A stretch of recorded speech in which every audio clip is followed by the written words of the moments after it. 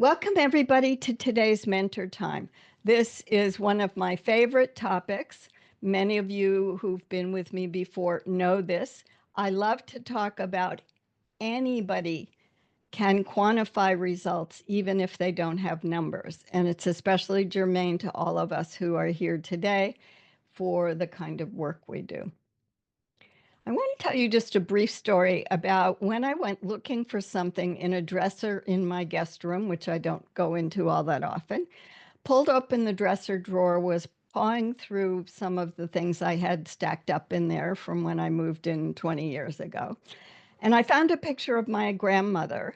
And it was my grandmother when she was young, and she was in pants. She never wore anything but a dress the whole time I knew her. So this was very early on. It was way back in the 1940s. I was shocked. She seemed so comfortable in them.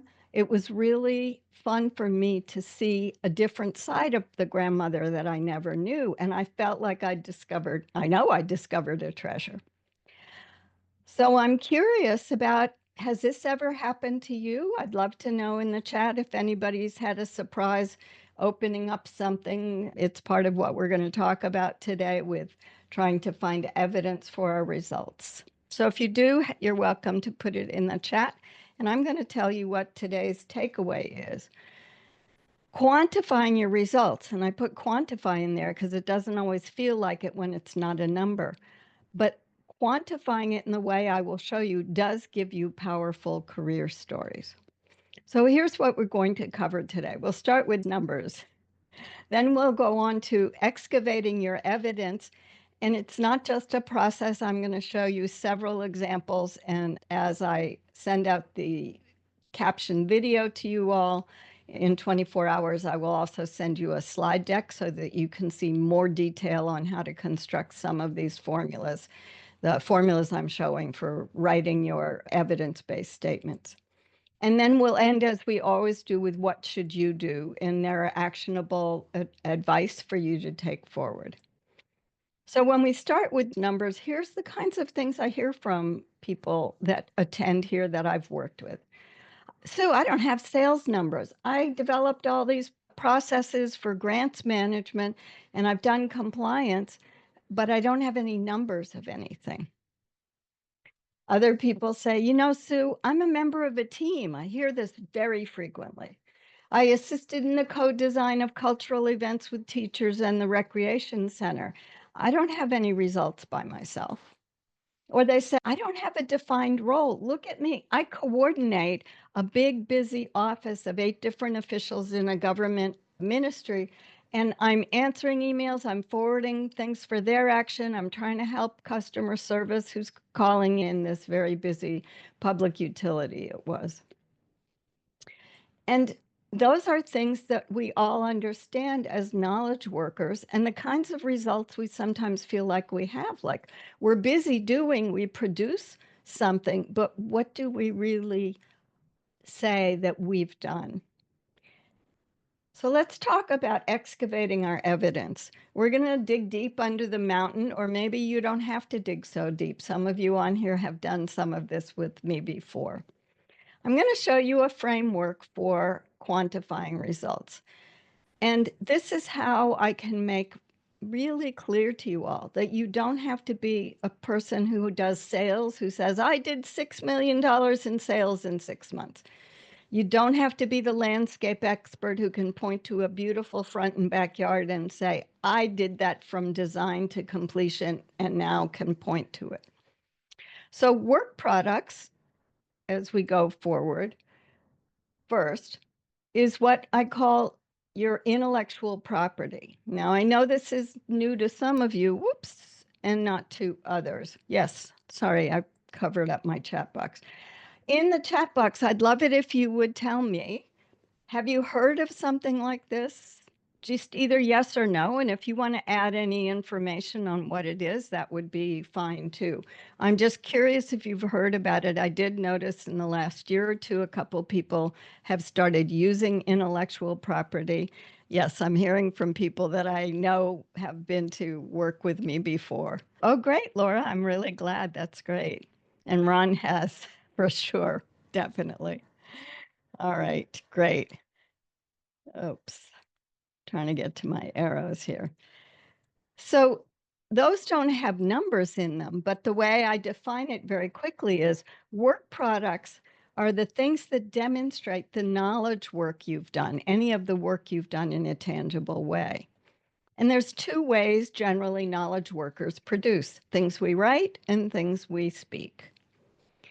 So when we talk about writing, and again, this is very high level, here are some broad categories. This isn't everything, but I suggest that most of you have produced SOPs, standard operating procedures, a variety of reports, maybe white papers and strategies, maybe you've done training curricula, and on proposals, blogs, everything counts.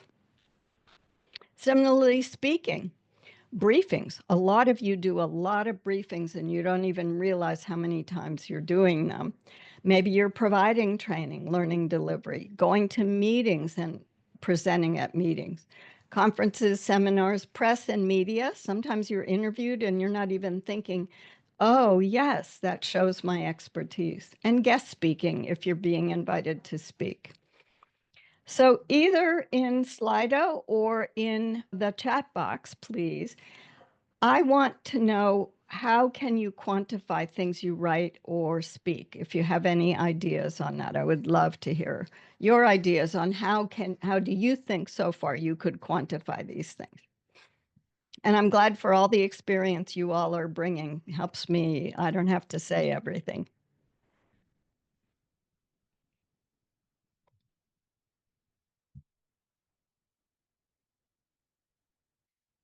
I should do the Slido with you all.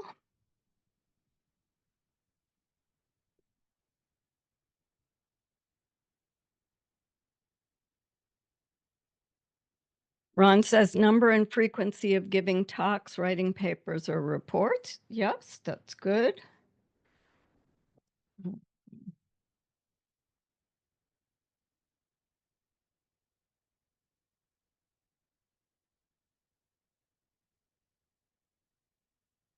Okay, Priscilla says track the audience size, frequency, and nature of talks. That's so fun. Whoops, that's so funny. I'm sorry, we're having vent work done, and I don't think that was me, but it might have been. Size of audience when you speak, the length in pages, that can be how many reports and briefings. Ron says the impact of a report or presentation. Yes, those are all ways to do it. I'm going to go through a framework now quickly for you all, just to show you what it takes to excavate your evidence. And there'll be more detail. I have a couple other webinars if you wanted to watch how to do it in detail, but I think you all are pretty well set for what you would need to start with.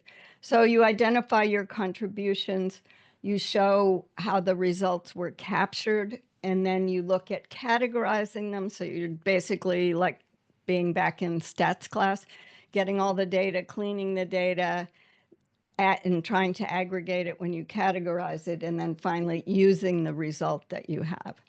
And you'll be getting, this is a copy of the detailing your contributions work. This is what it looks like. And we're going to talk about some of these examples for how and in what way you can amplify, excuse me, what you say you produced. But first, I want to make sure we include context, because the context helps us give color to our intellectual property. I'm taking you back to school, undergrad, graduate school, and asking you, please use your education. Sue, of course I do in the work that I do, but I can't tell you how many people say to me, Sue, I did a study, or they write on their CV, conducted a study and used Stata to analyze the data. Now, how many different studies do we have? A lot of different studies, and there's more variations being invented each day. But at the very least, a population-based studies, clinical trials, and then the kind of work that a lot of us do in evaluation that may be more of a convenient sample, but certainly is focused on mixed methods. So at the very least, that would be descriptive. And then if we take you back to elementary school, and we go back to grammar, I want you to think about adjectives and adverbs. So when you say I did a study, instead, if you say to me, I did a case control study of 150 people with heart-related issues, now I know what you've done. I have gotten this at least 3 times in the last year on someone's CV work. Said, I manage contracts. Okay. Just by adding the term a portfolio of contracts. A portfolio implies more than one. It implies a few things, maybe a lot more. It can be heterogeneous, it can be homogeneous, but at least we now see a little bit of complexity. And if we add a little bit of time in there, short and long-term contracts, beauty's in the eye of the beholder, and short-term and long-term maybe 6 months and 3 years, but it also could be 1 month and 1 year. But at least we know there's some variation in this portfolio. And that doesn't have numbers, but it conveys the evidence of what you've done. Part of this comes from what I call measures of action: volume, frequency, duration, continuity, and periodicity. So when you answer who, what, when, where, and why, you want to think about these measures of action. Describe the numbers of variable in the amount of variables in the data set. Describe whether it's a repeated cohort, prospective cohort design, for example. Now, when we start to think about using work products and context, we now need to write statements that give more information about how and in what way you've been effective. And your effectiveness is the work that you do that then gets passed along to other people for them to use that work in making other results from work. So here's a few examples that come off the sheet I showed you that you'll be getting. This person wrote, I assisted on the annual report for a major funder of the health education project. Better was when we found out she actually wrote the communications chapter of it. She didn't just assist. So specifying your role and what you've actually produced, adding in that it was a chapter or a communications chapter, makes it really clear. We already know that it's an annual report, so that also tells us there's a lot of complexity that donors want in an annual report. We saw this earlier when I was telling you this is what I hear about people who do grants management, financial management. But with just a little bit more information, we were able to talk about, and this was pretty good, developed and improved things. That's great. Those are great verbs.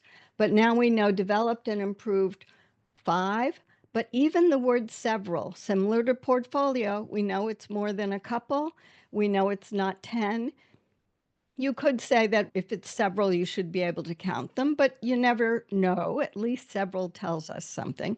And then the management and compliance, these were areas of what they were looking at, but the processes were updated, and the new information was delivered to all the staff. So we now know how it's going to be available to people to learn from.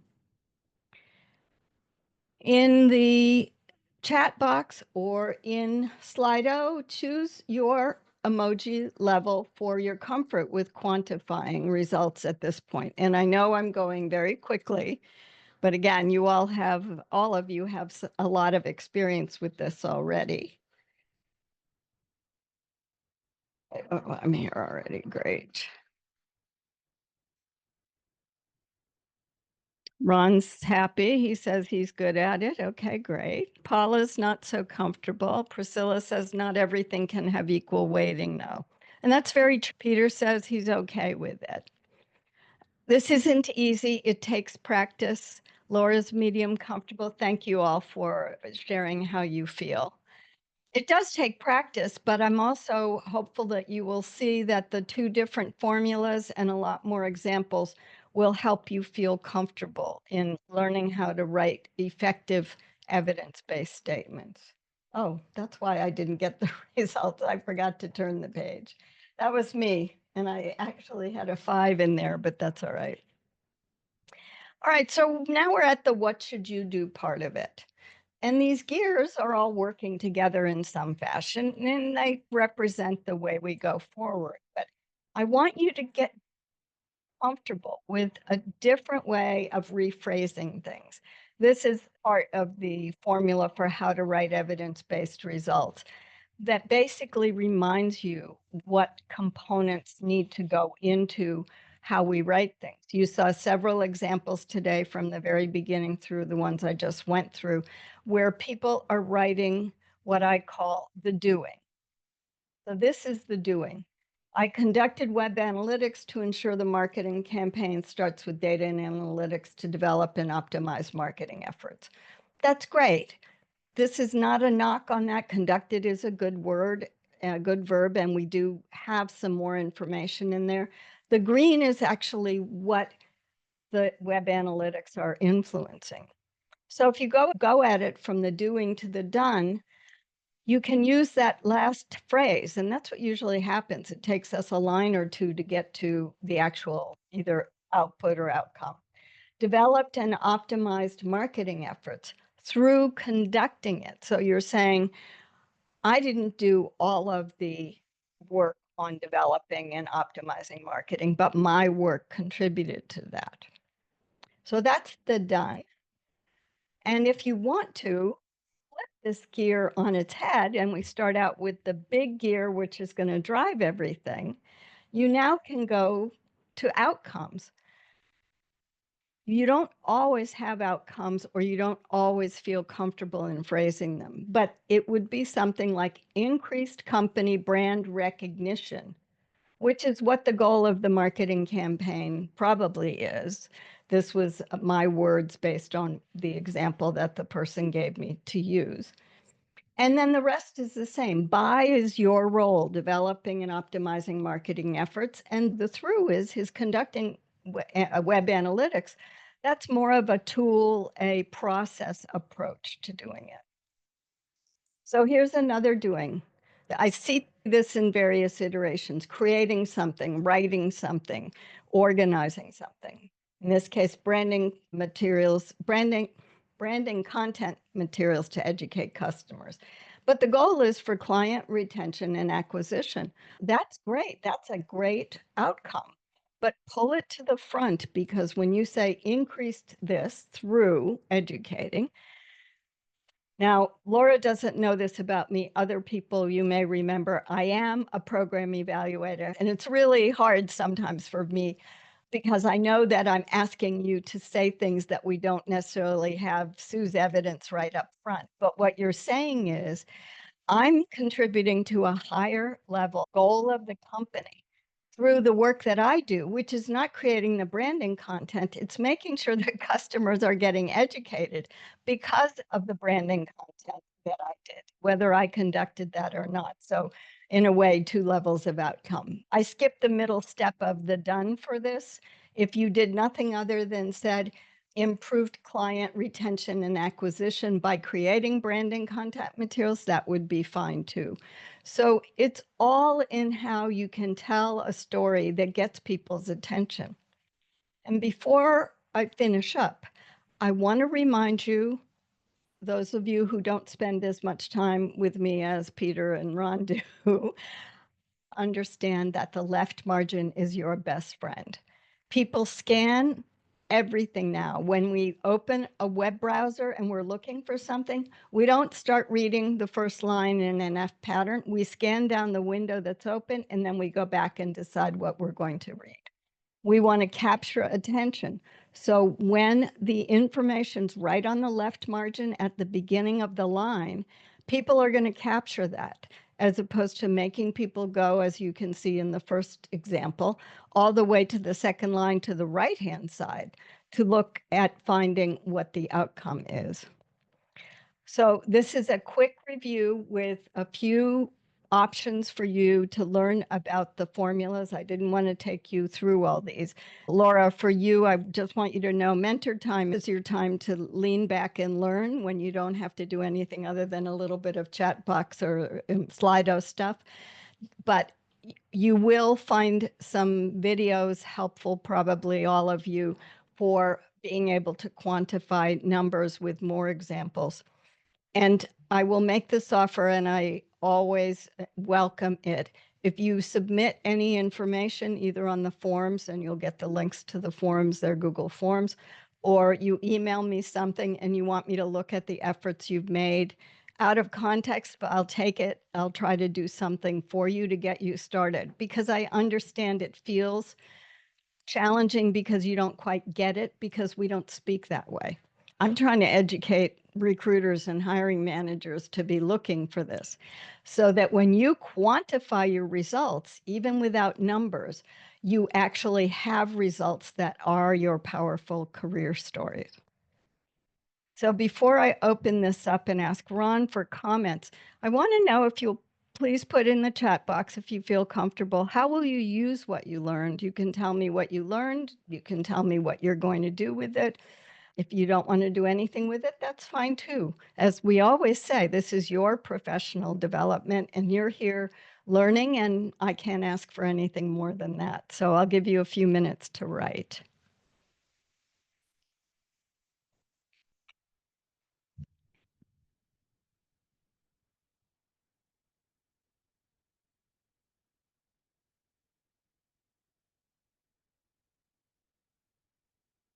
Laura says, I'm going to look through my resume and think about how the bullets under each job could be made stronger using these learnings. Thank you. You get pom-poms for that. That's great. That's exactly what I would hope for out of this today, Laura. I appreciate it. Paula says she's going to use the formulas to update her resume for her current job search. I love that, Paula. Again, you get pom-poms too for that, because it's really a challenge for you with everything else going on in your lives to be able to keep things going. That's really hard some days. Priscilla says, try and do a little better on updating my CV weekly with metrics of what I did that week. Oh, because you have to do that, I know. But yay, boy, Priscilla, if you can do that weekly, that would be just phenomenal. But you might as well get something out of the requirement to do your 5 points you've done. And Peter says, re-review my resume to see which points I can make better with your worksheet. Thank you, Peter. So congrats to Peter and Priscilla. Ron, I would appreciate comments from you about what we've been always working on for the last several years, but your comments on my putting it all together to get towards how do you quantify something. Yeah, thank you, Sue. I think it's been an interesting presentation, and that illustrates, because we're going back to some pretty basic stuff, I think, for you and I, but it's about how, in the end, the organization benefits because we did something. And I think that's the pressure point, is that how does the organization benefit? Because I was involved in some activity. And then that's, for me, is the focus. And there are quantities associated with that in some form or other. And I think you've illustrated a lot of them. Somebody needs to manage a portfolio of stuff. That happened to be me. Somebody needed to make grant applications, and 90% of the grant applications were approved or something like that. So you end up with that kind of quantification that can happen. And then some of my favorite is that I only did one grant application, but it resulted in a $200 million grant or something like that. So there you get it may not be something you do often, but the result was large. And so that's the other side of it. And so these are the kinds of things that can be very beneficial. So looking for the numbers, looking for the quantities. And I think the little bit of guidance that you provided there with the different word choices and the like, I think were very helpful. Plus, of course, bringing the actual effect to the front and getting folks to say the outcome. And I think it's interesting is I discovered this years ago, this idea that you're sitting down to try and describe a performance, and often you have to shake it upside down, because the real value or the real benefit to the organization is later on in the thing, and that's actually the impact. So you bring the impact up to that creates a much more interesting part of your story and much more impactful, so that someone wants to read. I want to read a little more or find out a little more. So thanks very much, Sue. That was great. Thank you. Excuse me. Anybody else want to unmute? Comments, questions? This is an open discussion, however you'd like to use the time today. Yeah, Sue, I like to think about it without having those numbers. And you talked about in the last session about how you can say you improved efficiencies using AI without necessarily having to say by 50% or whatever. But I like that to be able to, as a way to think about it. Great, That's thank really you. helpful. Did we look? Yeah. Great. I'm really glad that it's helpful. Some of you, like Peter, come quite often and can synthesize for you, like he just did now, how it connected to last week, the discussion on using AI, not just for, I'll tell you what's in it, not just for a job search, but how you start to use it on your resume as well. And I'll probably be offering that again more in a workshop so that people could spend time doing it. Anyone else have any comments? You don't have to. It's fine. We're fine either way. But if you want to ask something or contribute to today or ask something totally besides that, I took out, we used to have a section called anything else you want to know, but this is time. So if you have a question, please feel free to unmute. Yeah, I have a question, Sue. Okay, Paula.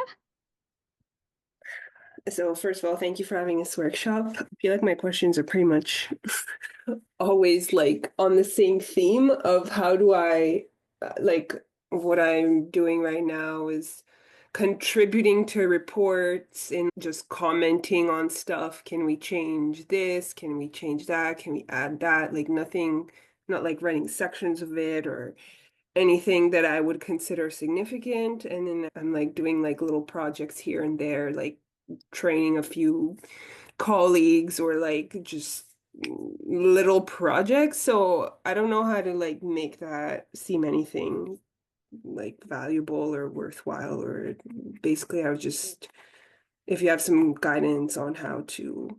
Sure. I sense your frustration, Paula. Yeah, In it's, that. I feel like we've talked about this before. It's the same frustration. But now we have time to discuss it. So Yeah. I'm happy to give you some advice. I think people forget that there are people or there are roles like Paula's in right now that she would like maybe to be in a different kind of role. But for now, what she's doing is she's providing, in some way, Paula, you're providing the glue between various pieces.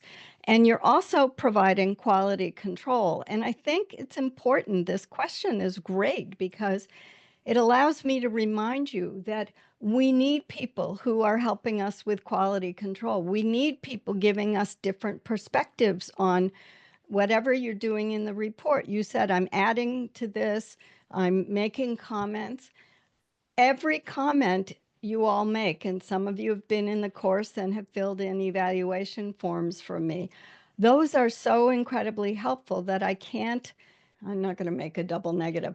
I'm sure the people who you're helping organize and make sure the reports are done in whatever fashion, and then I'll talk about training in a minute. But these things are very important. We need people who will be the backup to us, to give us help. And so it feels like you're not doing very much. But also, I think personally, Paula, of how much I learn when I help people. One of the joys for me working with you all is it keeps me on top of everything because I'm constantly, as Ron has said, we're looking for information. We did this. Laura says she did a lot of reviewing reports and asking for changes, but didn't write them. And that's why in step 2 of the course, there's a document called Citing Program Documents, Reports, and Everything Else in the World that isn't a referee journal article. That's the rest. I just made that up. A title up. But that's because there are many ways you contribute to reports, to presentations, to conferences and meetings. So I want you to hear in the way that you don't undersell yourself, that you can take credit for it. And Peter, I love, gave us advice.